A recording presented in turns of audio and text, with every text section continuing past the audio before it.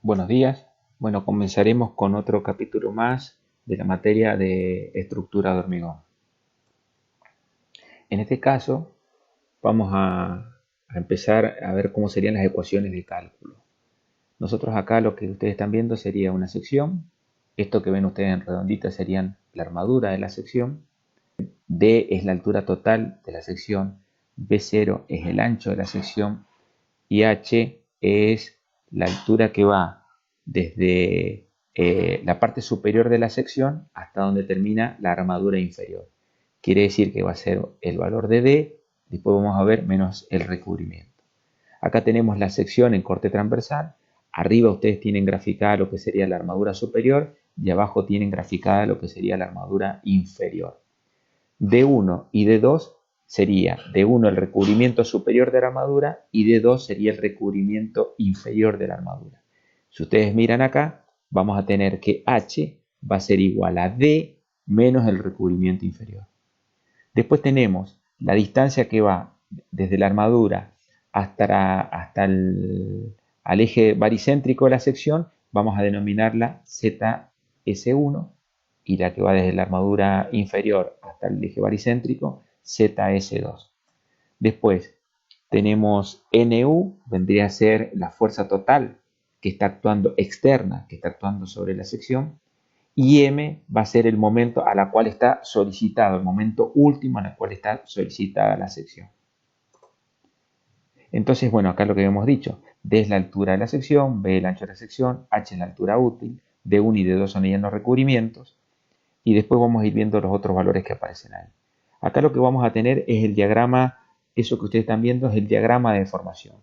Si esta sección está sometida a flexión, vamos a tener que la parte superior va a estar a compresión, son los que yo tengo marcado con verde. EB1 corresponde a la máxima compresión del hormigón y ES1 corresponde a la compresión de la armadura superior. En la parte inferior va a estar todo sometido a tracción, quiere decir que EB2 sería la máxima deformación del hormigón a tracción, y el ES2 corresponde a la armadura también, pero de tracción. Acá vamos a tener como ZS lo que sería la fuerza resultante, que es la que equilibra, que corresponde a la armadura inferior. Este sería el diagrama de deformación, el diagrama de tensión de formación del hormigón. Ahí ustedes ven la tensión. Y ahí vamos a tener DB, vendría a ser la resultante, es decir, lo que colabora el hormigón para que no se rompa la estructura. Y después DS, que también está sometida a compresión, corresponde a la fuerza a la fuerza de la armadura superior. Es lo que resiste la armadura superior a la compresión. Entonces acá habíamos dicho que el valor A corresponde a la distancia que hay desde el filo del hormigón hasta donde está la resultante del hormigón. Z vendría a ser el brazo elástico. Quiere decir que en donde está el brazo elástico sería la distancia en donde pasa la resultante de la fuerza de tracción y la resultante de la fuerza que están comprimidas, la resultante. Esa es la distancia del brazo elástico. ds es el esfuerzo de la armadura comprimida, EB1 y EB2 son las deformaciones específicas de la fibra más y menos comprimida del hormigón, y NU y MU serían las solicitaciones últimas del hormigón. Ahora vamos a ver algunas ecuaciones de equilibrio. Limpiamos un poco el dibujo anterior y nosotros vamos a tener NU y MU, y acá vamos a establecer las ecuaciones de equilibrio. Primero, las ecuaciones de equilibrio de la fuerza. Yo tengo NU es la fuerza exterior a la que está sometida la estructura. ¿Y quiénes son los que resisten esa fuerza exterior? Esa fuerza exterior está resistida por la armadura superior, por el hormigón y por la armadura inferior. Entonces yo establezco el equilibrio. ds es la resultante de fuerzas de lo que puede soportar la armadura superior, dB es lo que resiste el hormigón, y zs es lo que resiste la armadura inferior. Bueno, siguiendo entonces con la ecuación de equilibrio de momento respecto al eje baricéntrico, vamos a tener que MU va a ser igual. Esta MU, que sería el momento exterior, va a estar resistido por los momentos con respecto al eje baricéntrico de tres fuerzas. La fuerza de la armadura superior, la fuerza del hormigón, más la fuerza de la armadura inferior. Y momentos con respecto al eje baricéntrico. Estas dos fuerzas, que son contrarias a esta, van a ser momentos negativos en esta ecuación, lo vamos a poner. ¿Y cómo va a ser el momento al eje baricéntrico? Este es el eje baricéntrico. Una manera, entonces, ¿cómo yo determino el momento con respecto al eje baricéntrico? Voy a tener menos dB, esta que sería la resultante de la fuerza de la compresión, por la mitad de la distancia, por eso es D sobre 2, menos el valor de A, que es por donde pasa la resultante de las fuerzas a la compresión. Después, menos esta fuerza, que sería la ds, con respecto al eje baricéntrico, va a ser igual a menos ds por d dividido 2 menos el recubrimiento, que sería de 1. Y después, zs, como tiene el mismo sentido que mu, va a ser positiva y su distancia va a ser igual a d dividido 2 menos el recubrimiento inferior. Estas ecuaciones de equilibrio de momento también las podemos expresar de alguna otra manera. La ecuación de equilibrio de momento con respecto ahora a la armadura traccionada. Yo saco momento con respecto a la armadura traccionada.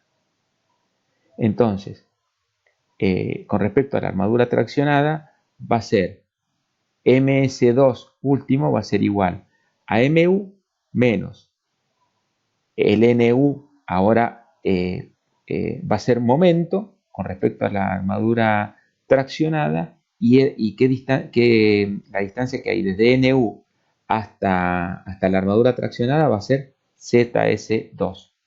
Y esto va a ser igual a mu menos dB por z, porque z es la distancia que hay desde la armadura, desde la resultante de la compresión hasta la armadura traccionada.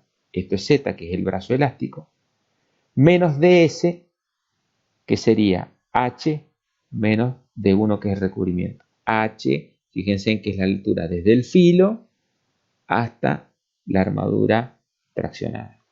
Y otra manera es la ecuación de equilibrio con respecto a la armadura comprimida. Es exactamente lo mismo, pero sacamos momento con respecto a este eje, que es el de la armadura comprimida.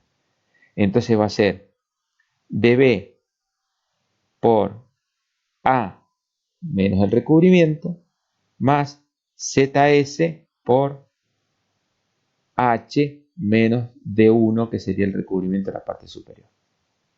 Esas son las dos ecuaciones. Con respecto al tema de los diagramas convencionales del hormigón, la norma ha adoptado para el diagrama de tensión y de formación del hormigón una distribución que ha permitido cumplir resultados satisfactorios. La función queda definida de la siguiente manera. Esto es deformación y esto es tensión. Entonces, ¿por qué se lo marca negativo? Porque el hormigón se está comprimiendo, se achica como si se achicara el resorte, por eso es negativo. Y los porcentajes de deformación están expresados en menos 2 por mil o hasta menos 3,5 por mil. Del menos 2 por mil al menos 3,5 por mil, la función es una recta. Y desde el 0 hasta el menos 2 por mil, tiene esta función que tiene esta forma como si fuera una curva parabólica. Entonces tenemos, fíjense que